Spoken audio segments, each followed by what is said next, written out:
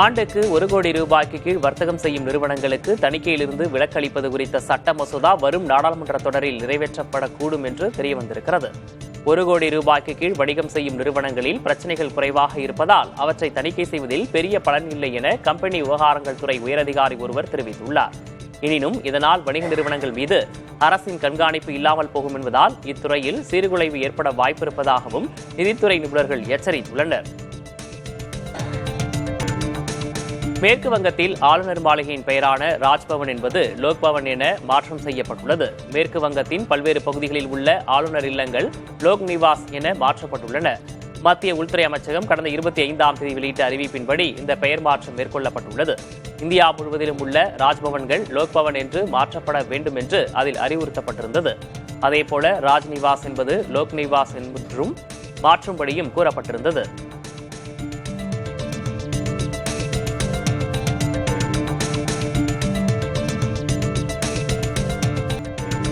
வரதட்சணை மரணம் தொடர்பான வழக்குகளில் சகிப்புத்தன்மைக்கு துளியும் இடமில்லை என உச்சநீதிமன்றம் தெரிவித்துள்ளது. திருமணமான 4 மாதங்களில் இளம்பெண் உயிரிழந்த வழக்கு ஒன்றில் அலகாபாத் நீதிமன்றம் வழங்கிய பிணை உத்தரவை உச்சநீதிமன்றம் ரத்து செய்தது. இந்த சமூக குற்றங்களில் எந்தவிதமான இரக்கத்திற்கோ அனுதாபத்திற்கோ இடமில்லை என உச்சநீதிமன்றம் கூறியுள்ளது. இந்த விஷயத்தில் நீதித்துறையின் மென்மையான அணுகுமுறை குற்றவாளிகளை மேலும் தைரியப்படுத்தவே வழிவகுக்கும் என்று உச்சநீதிமன்றம் சுட்டிக்காட்டியது. ஏர்பஸ் நிறுவனத்தின் A320 ரக விமானங்களில் மென்பொருள் கோளாறு ஏற்பட்டதால் அதை சரிசெய்யும் பணி நடைபெற்றது.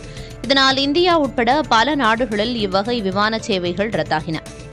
மேலும் பல விமானங்கள் தாமதமாக இயங்கின. அதீத சூரிய கதிர்வீச்சு மென்பொருள்களில் கோளாறை ஏற்படுத்த வாய்ப்பிருப்பதாக ஏர்பஸ் கருதிய நிலையில் சீர்படுத்தும் பணி நடைபெற்றது. ஏர் இந்தியாவில் உள்ள A320 விமானங்களிலும் மென்பொருள் கோளாறு சரி செய்யப்பட்டதாக நிர்வாகம் தெரிவித்துள்ளது. எனினும் திட்டமிடப்பட்டு மேற்கொள்ளப்பட்ட இப்பணியால் விமான சேவைகளில் பாதிப்பு இல்லை என ஏர் இந்தியா தெரிவித்துள்ளது. ஆண்டுக்கு 1 கோடி ரூபாய்க்கு கீழ் வர்த்தகம் செய்யும் நிறுவனங்களுக்கு தணிக்கையில் இருந்து விலக்கு அளிப்பது குறித்த சட்ட மசோதா வரும் நாடாளுமன்ற தொடரில் நிறைவேற்றப்படக்கூடும் என்றும் தெரியவந்துள்ளது. 1 கோடி ரூபாய்க்கு கீழ் வணிகம் செய்யும் நிறுவனங்களில் பிரச்சினைகள் குறைவாக இருப்பதால் அவற்றை தணிக்கை செய்வதில் பெரிய பலன் இல்லை என கம்பெனி விவகாரங்கள் துறை உயரதிகாரி ஒருவர் தெரிவித்துள்ளார். எனினும் இதனால் வணிக நிறுவனங்கள் மீது அரசின் கண்காணிப்பு இல்லாமல் போகும் என்பதால் இத்துறையில் சீர்குலைவு ஏற்பட வாய்ப்பிருப்பதாகவும் நிதித்துறை நிபுணர்கள் எச்சரித்துள்ளனர். டிட்வா புயல் எதிரொலியாக திருவள்ளூர் மாவட்டம் காட்டுப்பள்ளி முதல் பழவேற்காடு வரை கடல் சீற்றத்துடன் காணப்படுகிறது.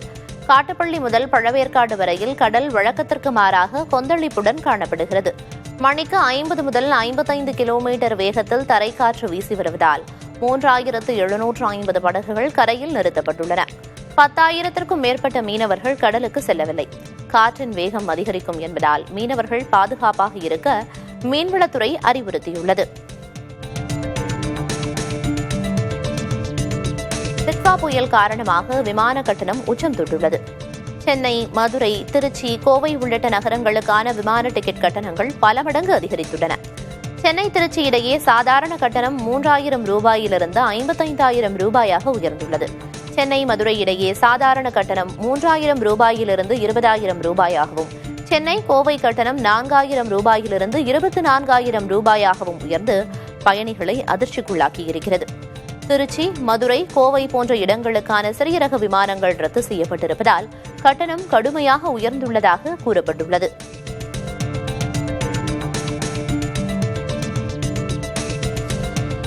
மாநில உரிமைகளிலும் ரயில் திட்டங்களுக்கான நிதி ஒதுக்கீட்டிலும் தமிழ்நாட்டை வஞ்சிப்பதாக மத்திய பாஜக அரசை கண்டித்து திமுக எம்பிக்கள் கூட்டத்தில் தீர்மானங்கள் நிறைவேற்றப்பட்டன. சென்னை அண்ணா அறிவாலயத்தில் முதல்வர் மு.க.ஸ்டாலின் தலைமையில் நடைபெற்ற திமுக எம்பிக்கள் கூட்டத்தில் 12 தீர்மானங்கள் நிறைவேற்றப்பட்டன. பிரதமர் மோடி நேரில் தலையிட்டு கோவை, மதுரை மெட்ரோ ரயில் திட்டங்களை அனுமதிக்க வேண்டும் என்றும், கோவை, மதுரை ரயில் நிலைய விரிவாக்கம், மதுரை பன்னாட்டு விமான நிலைய திட்டம் ஆகியவற்றுக்கு அனுமதி வழங்கவும் தீர்மானங்கள் நிறைவேற்றப்பட்டன. கலைஞர் பல்கலைக்கழக சட்ட முன்வடிவுக்கு குடியரசுத் தலைவர் ஒப்புதல் அளிக்கவும், ஆளுநருக்கு கால நிர்ணயம் செய்யவும் நாடாளுமன்றத்தில் குரல் எழுப்புவோம் என்றும் தீர்மானம் நிறைவேற்றப்பட்டது. செறிவூட்டப்பட்ட அரிசி வழங்கும் திட்டத்தில் விவசாயிகளை பாதுகாத்திட மத்திய அரசுக்கு வைத்த கோரிக்கையை உடனடியாக ஏற்றுக்கொள்ள வேண்டும் எனவும் தீர்மானங்கள் நிறைவேற்றப்பட்டன. அதேபோல் நெல் கொள்முதல் ஈரப்பதத்தை 17 விழுக்காட்டிலிருந்து 22 விழுக்காடாக உயர்த்த வேண்டும். கல்விக்கான 3548 கோடி ரூபாயை உடனே விடுவிக்க வேண்டும். 4 தொழிலாளர் சட்ட தொகுப்புகளால் தொழிலாளர்களின் உரிமை பாதிக்கப்படக்கூடாது என்பன உள்ளிட்ட தீர்மானங்களும் நிறைவேற்றப்பட்டன. தாவேக்காவில் இணைந்துள்ள செங்கோட்டையனின் கோட்டையான கோபிச்செட்டிப்பாளையத்தில் அதிமுக பொதுச்செயலர் எடப்பாடி கே பழனிசாமி மேற்கொள்ள உள்ள பரப்புரை பெரும் எதிர்பார்ப்பை ஏற்படுத்தியுள்ளது. அதிமுகவிலிருந்து நீக்கப்பட்ட செங்கோட்டையன் தாவேக்காவில் இணைந்த பிறகு எடப்பாடி கே பழனிசாமி குறித்து கடுமையாக விமர்சித்திருந்தார். இந்நிலையில் தமிழகம் முழுவதும் பரப்புரை பயணம் செய்து வரும் எடப்பாடி கே பழனிசாமி ஞாயிற்றுக்கிழமை ஈரோடு மாவட்டம் கோபிச்செட்டிப்பாளையத்தில் பரப்புரையில் ஈடுபட உள்ளார். தொடர்ந்து 8 முறை செங்கோட்டையனுக்கு வெற்றி தேடித்தந்த தொகுதி என்றால் அது கோபிச்செட்டிப்பாளையம்தான். அந்த தொகுதியில் எடப்பாடி கே பழனிசாமி பரப்புரையில் ஈடுபட உள்ளது பெரும் எதிர்பார்ப்பை ஏற்படுத்தியுள்ளது. இதனிடையே கோபிச்செட்டிப்பாளையத்தில் உள்ள செங்கோட்டையன் வீட்டின் நுழைவாயிலில் ஏற்கனவே துப்பாக்கி ஏந்திய காவலர்கள் பாதுகாப்பு பணியில் உள்ள நிலையில் தற்போது வட மாநிலத்தைச் சேர்ந்த 2 பவுன்சர்கள் பாதுகாப்பு பணியில் ஈடுபட்டுள்ளனர். அதிமுக முன்னணி தலைவராக இருந்த செங்கோட்டையன் தாவேக்காவில் இணைந்தது பாஜகவின் சித்துவேலையாக இருக்குமோ என விசிக தலைவர் தொல் திருமாவளவன் சந்தேகம் தெரிவித்துள்ளார். கோவையில் செய்தியாளர்களிடம் அவர் பேசியதை பார்க்கலாம். அமித்ஷா அவர்களோடு அல்லது பாஜக தலைவர்களோடு அவ்வளவு நெருக்கமாக இருந்த ஒருவர் அதிமுகவிலே தொடர முடியாத நிலை ஏற்பட்டிருக்கிறது என்றால், அதிமுகவும் பாஜகவும் கூட்டணி கட்சிகளாக இருக்கிற சூழலில் இது எந்த அடிப்படையில் நிகழ்ந்தது என்கிற கேள்வி எழுகிறது. பாஜகவினரால் செங்கோட்டையன் அவர்களுக்கும் பழனிசாமி அவர்களுக்கும் எடப்பாடி பழனிசாமி அவர்களுக்கும் இடையிலே ஒரு இணக்கத்தை ஏற்படுத்த முடியவில்லையா? எல்லா பிரச்சனைகளிலும் தலையிடுகிற பாஜக இந்த பிரச்சனையில் ஏன் வெளிப்படையாக தலையிடவில்லை அல்லது அவர்களை சேர்த்து வைக்க முயற்சிக்கவில்லை? இது போன்ற பல கேள்விகள் எழுகின்றன. எனவே திரு செங்கோட்டையன் அவர்கள் அதிமுகவை விட்டு வெளியேறியதில் திரு எடப்பாடி பழனிசாமி அவர்களுக்கும் திரு செங்கோட்டையன் அவர்களுக்கும் இடையிலே ஏற்பட்ட பிரச்சனை மட்டும்தான் காரணமா, அல்லது பாஜகவின் சித்து விளையாட்டுகளில் இதுவும் ஒன்றா என்ற ஒரு சந்தேகம் எனக்கு இருக்கிறது என்பதை ஏற்கனவே கூறியிருக்கிறேன். மழை வெள்ளத்திலிருந்து மக்களை பாதுகாக்கும் பணியில் ஈடுபட்டுள்ள வருவாய்த்துறையினர் எஸ்ஐஆர் பணிகளில் கவனம் செலுத்த முடியாது என்பதால் காலக்கெடுவை நீட்டிக்க வேண்டும் என திருச்சி எம்பி துரை வைகோ கோரிக்கை விடுத்துள்ளார். புதுக்கோட்டை மாவட்ட ஆட்சியர் அலுவலகத்தில் மாவட்ட வளர்ச்சி மற்றும் கண்காணிப்பு குழு கூட்டத்தில் பங்கேற்ற பின்னர் செய்தியாளர்களிடம் பேசிய அவர், தேர்தல் ஆணையம் எஸ்ஐஆர் பணிகளை குறுகிய காலத்தில் செய்து வருவதாக கூறினார். வருவாய்த்துறையில் உள்ள பணிகள், மழை வெள்ள பாதிப்பு பணிகள் ஆகியவற்றில் ஈடுபட்டுள்ள வருவாய்த்துறை ஊழியர்களுக்கு எஸ்ஐஆர் பணிகள் கூடுதல் சுமையை ஏற்படுத்தியிருப்பதாகவும் துரை வைகோ தெரிவித்தார். காலநிலை மாற்றத்தால் பேரிடர் தருவாயில் இருப்பதாகவும் இனி மழையை கணிக்கவே முடியாது என்றும் நாம் தமிழர் கட்சியின் தலைமை ஒருங்கிணைப்பாளர் சீமான் தெரிவித்துள்ளார். கோவை விமான நிலையத்தில் செய்தியாளர்களிடம் பேசிய அவர், தமிழகத்தில் முன்னெச்சரிக்கை நடவடிக்கைகளை அரசு சரியாக மேற்கொள்ளவில்லை என்று குற்றம் சாட்டினார்.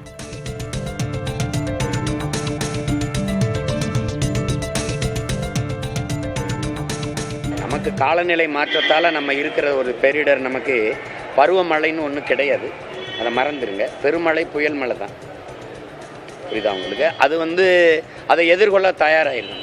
நம்ம அழிவை நோக்கி நகருங்கிற புரிதலும் உணர்வுமே நமக்கு இல்லை. அப்படிங்கும்போது ஒவ்வொரு முறையும் இந்த மாதிரி தான், எப்போ மழை பெய்யும் எப்போ புயல் வரும்னு எவனுக்கும் தெரியாது.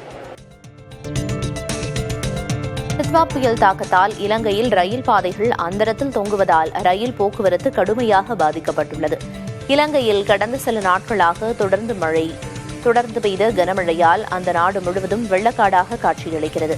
சாலைகள், ரயில் பாதைகளில் அரிப்பு ஏற்பட்டுள்ளது. குறிப்பாக மலையகத்துக்கு செல்லும் ரயில் பாதையில் தண்டவாளத்துக்கு கீழே கடுமையான மண் அரிப்பு ஏற்பட்டிருப்பதால் தண்டவாளங்கள் அந்தரத்தில் தொங்குகின்றன. இதனால் அந்த வழியே செல்லும் ரயில்கள் நிறுத்தப்பட்டுள்ளன.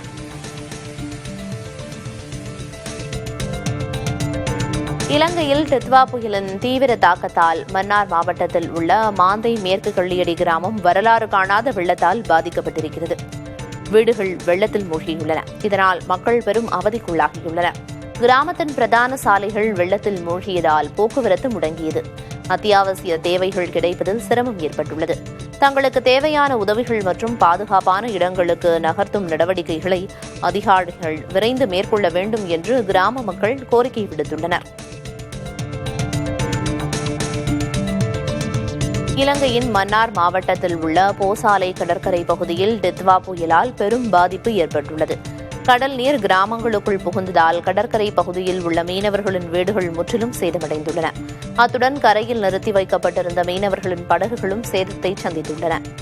இந்த சேதங்களால் அப்பகுதி மக்களின் இயல்பு வாழ்க்கையும் வாழ்வாதாரமும் கடுமையாக பாதிக்கப்பட்டுள்ளது.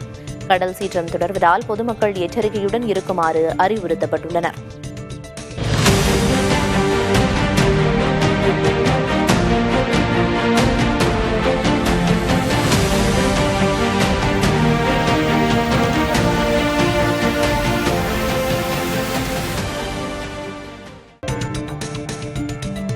தூத்துக்குடி மாவட்டம் ஓட்டப்பிடாரம் அருகேயுள்ள KVK சாமிநகர் பகுதியில் 300க்கும் மேற்பட்ட குடியிருப்புகளை மழைநீர் சூழ்ந்ததால் பொதுமக்கள் பெரிதும் அவதிக்குள்ளாகியுள்ளனர். ஓட்டப்பிடாரம் தொகுதிக்குட்பட்ட இந்த பகுதியில் தொடர் மழை காரணமாக தண்ணீர் அதிகமாக தேங்கியுள்ளது. மேலும் கழிவுநீரும் கலந்து துர்நாற்றம் வீசுவதால் பொதுமக்கள் வீடுகளுக்குள்ளேயே முடங்கியுள்ளனர். இது தொடர்பாக அதிகாரிகள் நடவடிக்கை எடுக்க வேண்டும் என அப்பகுதி மக்கள் கோரிக்கை விடுத்துள்ளனர். நீங்க கொஞ்சம் அங்க பாருங்க சார், எங்களுக்கு தண்ணியே முங்கி பைப்பே முங்கி தான் கிடக்கு. சுகாதாரமான தண்ணி கிடையாது. இப்போதைக்கு எங்களுக்கு குடி தண்ணி கூட கிடையாது. அந்த நிலைமையில தான் நாங்கள் இருக்கோம். வீட்டுக்குள்ள வாசல் ஃபுல்லா தண்ணி தான். டித்வா புயல் காரணமாக ராமநாதபுரம் மாவட்டம் ராமேஸ்வரம், மண்டபம், பாம்பன் உள்ளிட்ட பகுதிகளில் வெளுத்து வாங்கிய கனமழையால் வீடுகளுக்குள் மழைநீர் புகுந்தது. அண்ணாநகர், காந்திநகர், திருவள்ளுவர் நகர், நடராஜபுரம் உள்ளிட்ட பகுதிகளில் முழங்கால் அளவுக்கு தண்ணீர் தேங்கியதால் மக்கள் மிகுந்த அவதிக்குள்ளாகினர். சிலர் தங்கள் செல்லப்பிராணிகளை தூக்கிக் கொண்டு வீட்டை விட்டு வெளியேறினர். தேங்கியுள்ள மழைநீரை உடனடியாக அப்புறப்படுத்த வேண்டும் என மக்கள் கோரிக்கை விடுத்துள்ளனர்.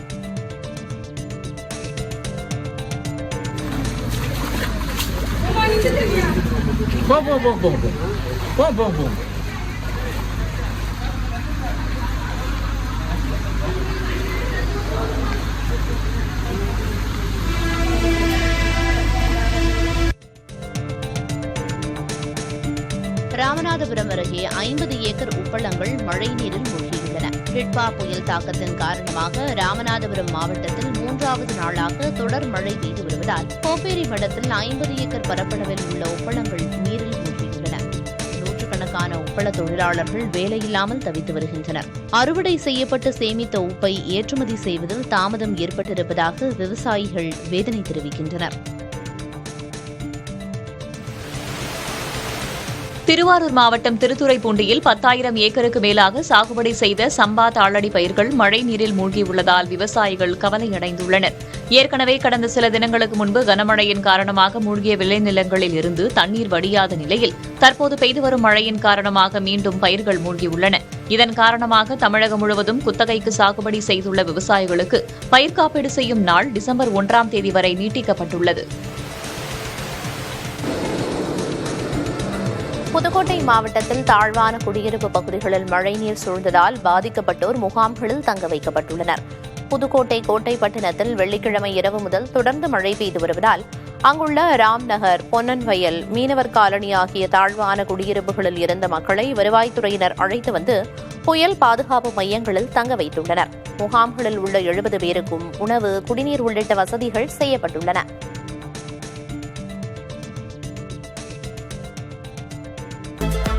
ராமநாதபுரம் மாவட்டம் தனுஷ்கோடிக்கு செல்வதற்கான தடை 2வது நாளாக நீடிக்கிறது. தனுஷ்கோடி கடற்பகுதியில் வழக்கத்திற்கு மாறாக சூறைக்காற்று வீசுகிறது. இதனால் பொதுமக்கள், சுற்றுலா பயணிகள் உள்ளிட்ட யாரும் கடற்பகுதிக்கு செல்ல வேண்டாம் என அறிவுறுத்தப்பட்டுள்ளனர்.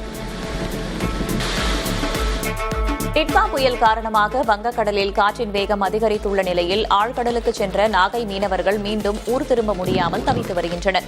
மீன்பிடிக்க கடலுக்கு செல்ல வேண்டாம் என்று மீன்வளத்துறை எச்சரிக்கை செய்திருந்த சூழலில் 2 விசைப்படகுகளில் சென்ற சுமார் 10 நாகை மீனவர்கள் கடலில் காற்றின் வேகம் அதிகமானதால் பாதிப்புக்குள்ளாகினர். உடனடியாக பாதுகாப்பு கருதி அவர்கள் தஞ்சை மாவட்டம் சேதுபாவா சத்திரம் மீன்பிடி துறைமுகம் அருகே கரை ஒதுங்கியுள்ளனர். டிட்வா புயல் காரணமாக தூத்துக்குடி மாவட்டம் திருச்செந்தூரில் 2வது நாளாக கடல் சீற்றத்துடன் காணப்பட்டது. பலத்த காற்றுடன் மழை பெய்து வரும் நிலையில் கடல் சீற்றத்தையும் பொருட்படுத்தாமல் கோயிலுக்கு வருகை தந்த பக்தர்கள் கடலில் புனித நீராடினர். அவர்களை பாதுகாப்பாகவும் ஆழமான பகுதிக்குள் சென்று நீராட வேண்டாம் என்றும் கோயில் கடற்கரை பாதுகாப்பு பணியாளர்கள் எச்சரித்தனர். இதற்கிடையே கடற்கரையின் ஒரு பகுதியில் சுமார் 100 அடி நீளத்திற்கு கடல் உள்வாங்கி காணப்படுகிறது. திருச்செந்தூர் அருகே உள்ள காயல்பட்டினம் அரசு மருத்துவமனையை சுற்றி மழைநீர் தேங்கி நிற்பதால் நோயாளிகள் கடும் அவதிக்குள்ளாயினர். காயல்பட்டினம் மற்றும் அதனை சுற்றியுள்ள 50க்கும் மேற்பட்ட கிராமங்களைச் சேர்ந்த மக்கள் வந்து செல்லும் இந்த மருத்துவமனை வளாகத்தை சுற்றி மழைநீர் வடியாமல் தேங்கி நிற்கிறது. இதனால் நோயாளிகள் செல்ல முடியாமல் தற்காலிக நடைமேடை அமைத்து அதை பயன்படுத்தி வருகின்றனர். இதுகுறித்து நகராட்சி நிர்வாகம் உரிய நடவடிக்கை எடுத்து வருவதாக தெரிவித்துள்ளது.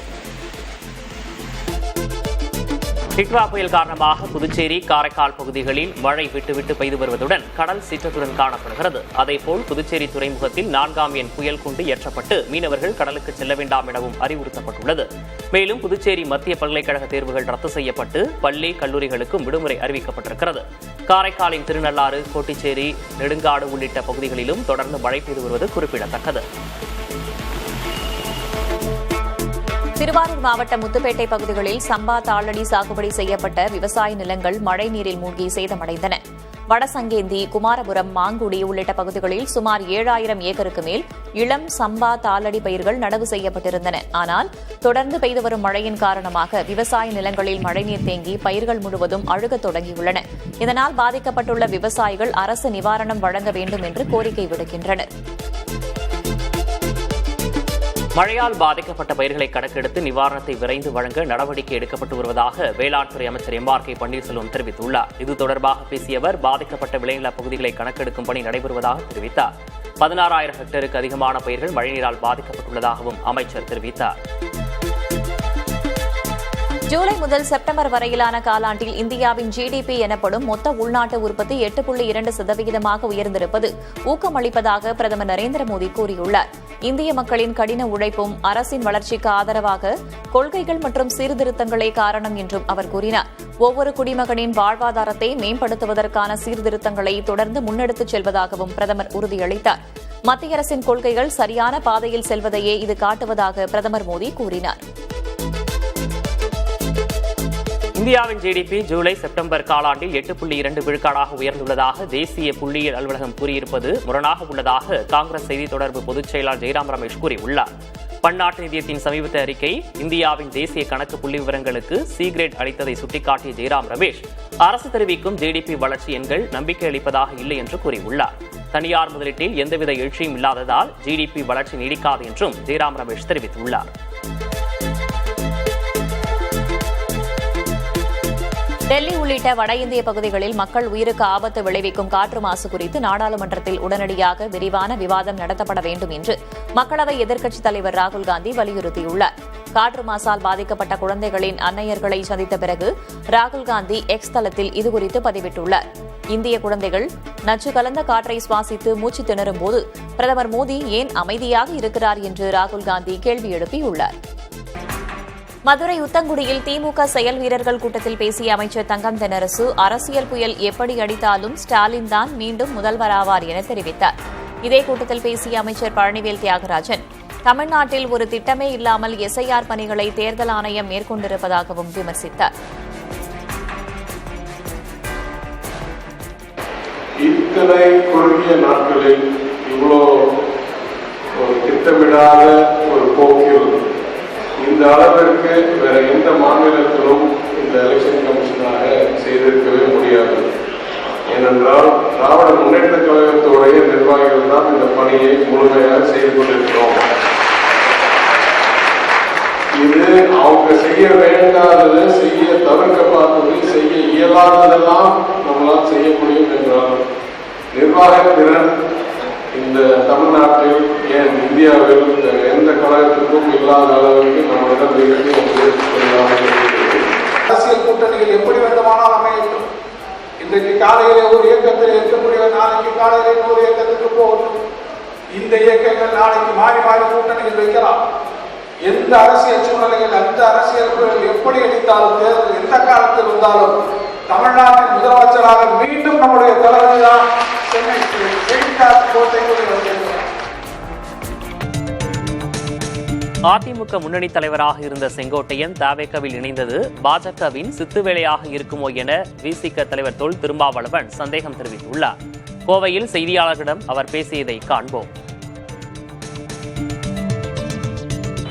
அமித்ஷா அவர்களோடு அல்லது பாஜக தலைவர்களோடு அவ்வளவு நெருக்கமாக இருந்த ஒருவர் அதிமுகவிலே தொடர முடியாத நிலை ஏற்பட்டிருக்கிறது என்றால், அதிமுகவும் பாஜகவும் கூட்டணி கட்சிகளாக இருக்கிற சூழலில் இது எந்த அடிப்படையில் நிகழ்ந்தது என்கிற கேள்வி எழுகிறது. பாஜகவினரால் செங்கோட்டையன் அவர்களுக்கும் பழனிசாமி அவர்களுக்கும் எடப்பாடி பழனிசாமி அவர்களுக்கும் இடையிலே ஒரு இணக்கத்தை ஏற்படுத்த முடியவில்லையா? எல்லா பிரச்சனைகளிலும் தலையிடுகிற பாஜக இந்த பிரச்சனையில் ஏன் வெளிப்படையாக தலையிடவில்லை அல்லது அவர்களை சேர்த்து வைக்க முயற்சிக்கவில்லை? இது போன்ற பல கேள்விகள் எழுகின்றன.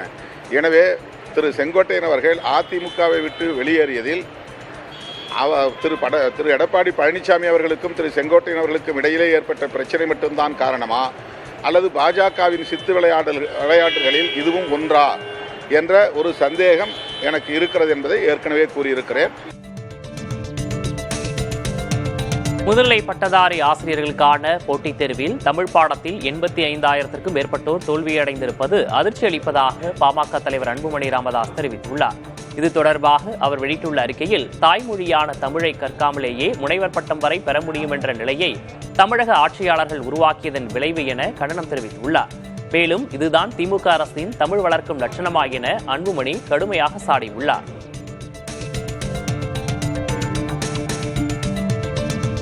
கல்விச்சாலைகளில் கற்காத பாடங்களை தமிழ்நாட்டில் ஆளுநர் கற்றுக்கொள்வார் என இந்திய கம்யூனிஸ்ட் கட்சியின் மாநில செயலர் வீரபாண்டியன் தெரிவித்துள்ளார். புதுக்கோட்டையில் செய்தியாளர்களிடம் பேசிய அவர் ஆளுநர் RN ரவி குறித்து விமர்சனங்களை முன்வைத்துள்ளார். தமிழ்நாடு ஆளுநர் அவர்கள் அவர் கற்ற கல்விச்சாலைகளில் பெறாத பாடங்களை தமிழ் மண்ணில் அவர் பெறுவார். ஏனென்றால் தமிழ்நாடே ஒரு சிறந்த மானுடவியல் பல்கலைக்கழகம். இதுபோல் ஒரு நல்லிணக்க பூமி எங்கும் இல்லை. எனவே இந்த மாநிலம் கற்றுத்தருகிற செழுமையான பாடங்களோடு அவர் திரும்பி செல்ல வேண்டும். அவர் இங்கேயே நீடிக்க வேண்டும். அப்பொழுதுதான் தமிழ்நாடு புரிகிற வினையை அவர் புரிந்து கொண்டு அவர் சிந்தனையில் மாற்றம் ஏற்பட்டு நல்ல சிந்தனையோடு அவர் திரும்பி செல்வார். சென்னை மெட்ரோ ரயில் 2ஆம் கட்ட திட்டத்தில் வழித்தடம் 5இல் சுரங்கம் தோண்டும் ஒரு இயந்திரம் வெற்றிகரமாக பணியை முடித்தது. வழித்தடம் 5இல் மாதவரம் பால் பண்ணையில் தொடங்கி கோயம்பேடு, போரூர், ஆலந்தூர் வழியாக சோழிங்கநல்லூர் வரை 47 கிலோமீட்டருக்கு 5 சுரங்கப்பாதை மெட்ரோ ரயில் நிலையங்களும் 39 உயர்மட்ட மெட்ரோ ரயில் நிலையங்களும் அமைக்கப்பட உள்ளன. இதில் முல்லை என பெயரிடப்பட்ட இயந்திரம் பணியை முடித்த நிலையில் குறிஞ்சி என பெயரிடப்பட்ட இயந்திரம் குளத்தூர் நிலையம் முதல் ஸ்ரீனிவாசா நகர் வரை சுரங்கம் அமைக்கும் பணியை தொடங்கியது.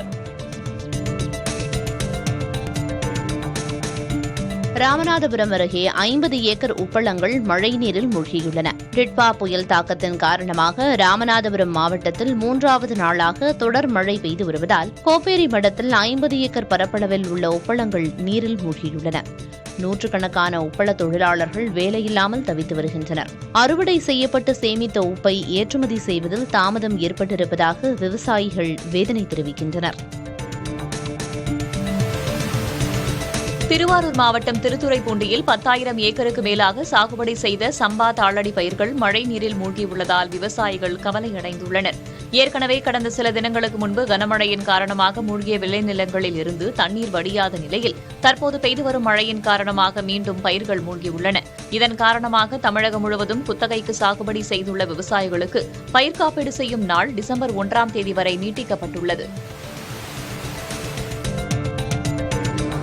புதுக்கோட்டை மாவட்டத்தில் தாழ்வான குடியிருப்பு பகுதிகளில் மழைநீர் சூழ்ந்ததால் பாதிக்கப்பட்டோர் முகாம்களில் தங்க வைக்கப்பட்டுள்ளனர். புதுக்கோட்டை கோட்டைப்பட்டினத்தில் வெள்ளிக்கிழமை இரவு முதல் தொடர்ந்து மழை பெய்து வருவதால் அங்குள்ள ராம்நகர், பொன்னன்வயல், மீனவர் காலனி ஆகிய தாழ்வான குடியிருப்புகளில் இருந்த மக்களை வருவாய்த்துறையினர் அழைத்து வந்து புயல் பாதுகாப்பு மையங்களில் தங்க வைத்துள்ளனர். முகாம்களில் உள்ள 70 பேருக்கும் உணவு, குடிநீர் உள்ளிட்ட வசதிகள் செய்யப்பட்டுள்ளன.